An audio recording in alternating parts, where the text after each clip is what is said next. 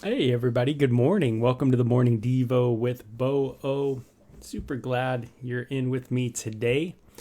And we are going to be in First Samuel chapter 17. You could always check out the archives of the devotion by just going to my YouTube channel, Bo Willette. And you can find all the different wonderful messages we've done. So many, right? So many good little points to gather from the scriptures as we go through them. And the best thing is I get to do it with all you, which is super cool. So today our devotion is in the place of First Samuel chapter 17, as I mentioned. And this chapter is a very popular chapter of the Bible. Obviously, it is of David and Goliath fame. So this narrative history has gone down in massive kind of ways throughout the generations to generation. Story of the underdog conquering the giant, right? And usually we say that when a football team, the underdog conquers the big person on the block, we say, oh, it's like David and Goliath kind of going at it. And I'm not sure if those are accurate, sayings, but it certainly seems that way sometimes when you think of a shepherd boy going up against a big military person. But remember, David is a guy who has been out in the fields, and he certainly knows how to handle himself pretty well, right? But he's also a beautiful lover of God. Gets up and thinks of God, looks up in the sky and thinks of God, looks at the sheep and thinks of God. He sees God within, he sees God without in his contemplative life, meaning within him as a human being. When he sees himself or thinks about what he's thinking, like when he's like, wow, my mind works, my heart, I have desires. He thinks of God, like God creates those things, and he also sees God without, meaning he looks at the world around him and sees God. So this guy's very, very cognitive of his walk with God, and but he also knows how to yield the sword well, and he also knows how to yield a guitar well. So man, that's great. This guy's pretty versatile. So let's get into the text a little bit, and it's a long one. This chapter is quite long, chapter 17, but it kind of gives us a real good narrative of the life, the context of this young man named David. Now the Philistines gathered their armies together to battle, and were gathered at Socoh, which belongs to Judah. So they encamped in the area where the tribe of Judah was. So this is where we get repetitive background that the Philistines, remember, they stayed in these areas of Israel all throughout the time of Joshua, into the book of Judges, and now into the book of First Samuel. At times, Israel was serving the Philistines, and that's how much the Philistines dominated Israel.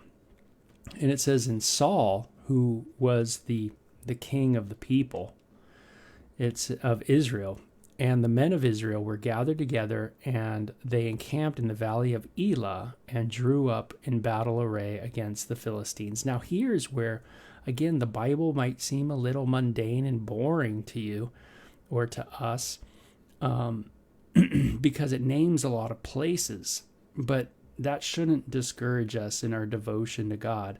It should just encourage us, because it's cool that the Bible is specific.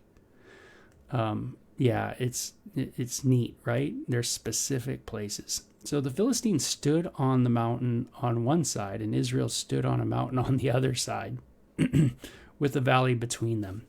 Have you ever felt like that in a relationship, where there's a valley between you?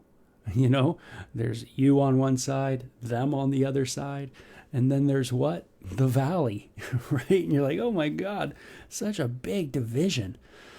Sometimes things are like that in a family, or just even in a church. It can feel that way, like there's a valley in between us, you know. But we have to be able to, seek the Lord, pray, remember what he taught us, to love our enemies, to do good to those who are our enemies. And hopefully that valley gets smaller and smaller, right? And a champion went out from the camp of the Philistines named Goliath from Gath, whose height was 6 cubits and a span. So a pretty big guy. He had a bronze helmet on his head, and he was armed with a coat of mail that weighed, and the weight of that coat was 5,000 shekels of bronze. Okay, so big guy, tall, can really hold his own, if you will. And it says he had bronze armor on his legs and a bronze javelin between his shoulders. Now the staff of his spear was like a weaver's beam, so pretty big. And his iron spearhead weighed 600 shekels. Whoa. And a shield bearer went before him. So I don't know if this guy just overcompensated with all of his armor, or if this is what he really just wore and he could throw it around pretty easy. But it seems a little excessively heavy, that's for sure. But then he stood and cried out to the armies of Israel and said to them, "Why have you come out to line up for battle? Am I not a Philistine, and you, the servants of Saul? Choose a man for yourselves and let them come down to me. If he's able to fight with me and kill me, then we will be your servants. But if I prevail against him and kill him, then you shall be our servants and serve us." And the Philistine says, "I defy the armies of Israel this day. Give me a man we may fight together." So kind of a toe-to-toe thing, kind of, get in the boxing match, get in the ring kind of stuff. And, this is something that we always, I think as Christians, need to always remember, that there's always going to be a fight. There's always going to be a battle. And the Bible constantly talks about that, waging war against our flesh, our desires, our appetites, the animal urges. Oh man, right? That kind of battle. And we always have to be ready for that daily. And sometimes our enemies scream out to us, don't they?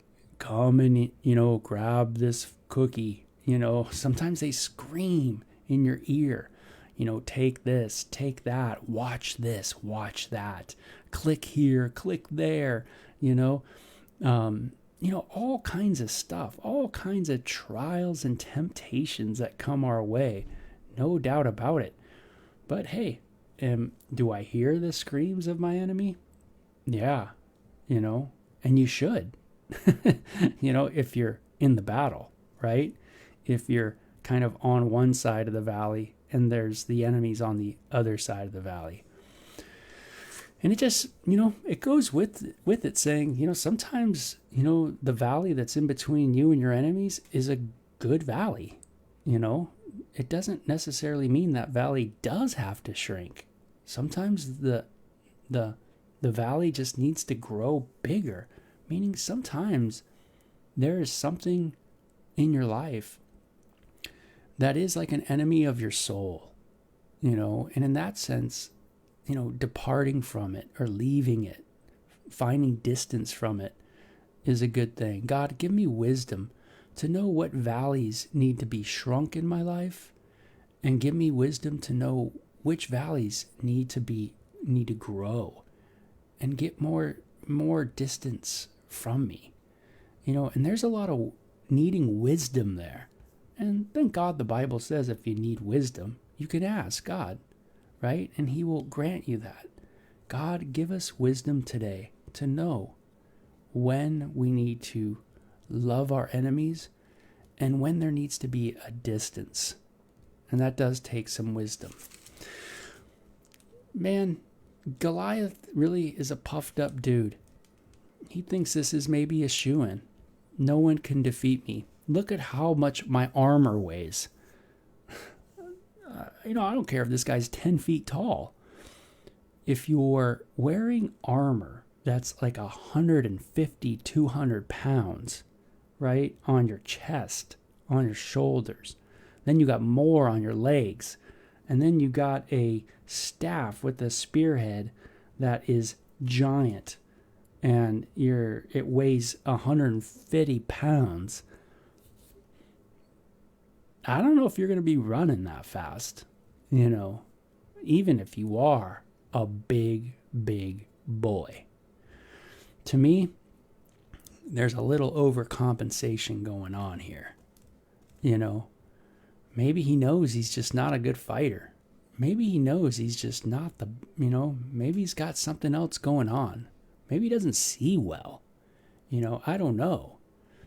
But he certainly tries to put on a front that this guy will wreck anybody. Now, he might wreck you if he can catch you, right? But he first has to catch you, right? I'm just pointing out the obvious, You put 50 pounds on my back and tell me to run around the block. That's going to be tough. 150 pounds, and then more on my legs, and then more on my spear. What do you got? 500 pounds running around in? Whew, this guy couldn't move at all, right? One step at a time. I'm not sure how this worked out, but he certainly seems to be wanting to be the burly person. It just reminds me this morning, how much am I just puffed up? How much am I just full of my own, bragging arrogance? Do I have an issue with that? Do I have a problem with trying to be something I'm just not? I'm just not that person, but I sure want you all to think I am, that kind of attitude.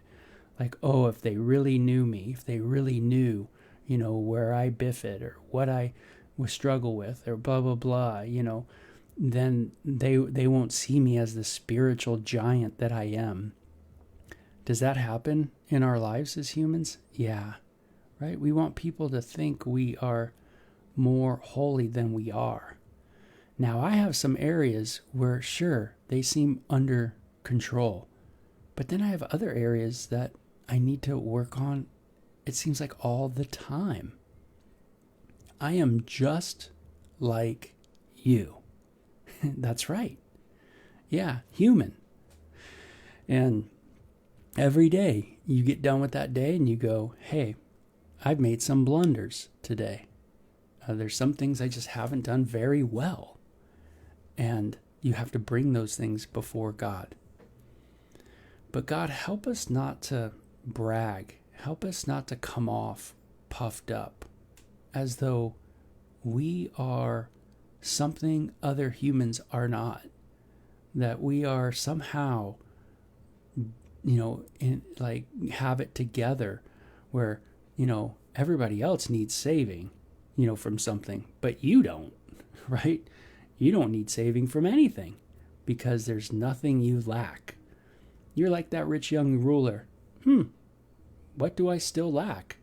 You don't lack anything, right? And all Jesus wants that rich young ruler to do is say, I lack everything. I need a Messiah. Yeah. So, God, help me not be like the Goliath character in this chapter 17. Puffed up, full of stuff, a heaviness on him. Gosh, help me to move away from that kind of self-focused. And, it seems the audacity of this narrative at the beginning just keeps sticking out to my brain in this reading of it this morning. And that audacity of Goliath coming out and saying, hey, does Israel have any man who can face me? You got the whole Philistine army there. Like, why couldn't you just go to war? Like you have in the past. Like, why does it got to be this, you against me, mano against mano kind of thing? You really, what's the brag about this? Why is it so focused on you, Goliath? What's this about really? You know, and sometimes it's just kind of got that bully mentality when you read it. Just that person who, always everything is about them, very self-focused. So when you go to church, you might sit down with that person, and instead of them talking about others or, hey, how, thinking about other people in their life, it seems like when you talk to them, they just go about them. And it's just a constant. That can be tiresome, right? Yeah.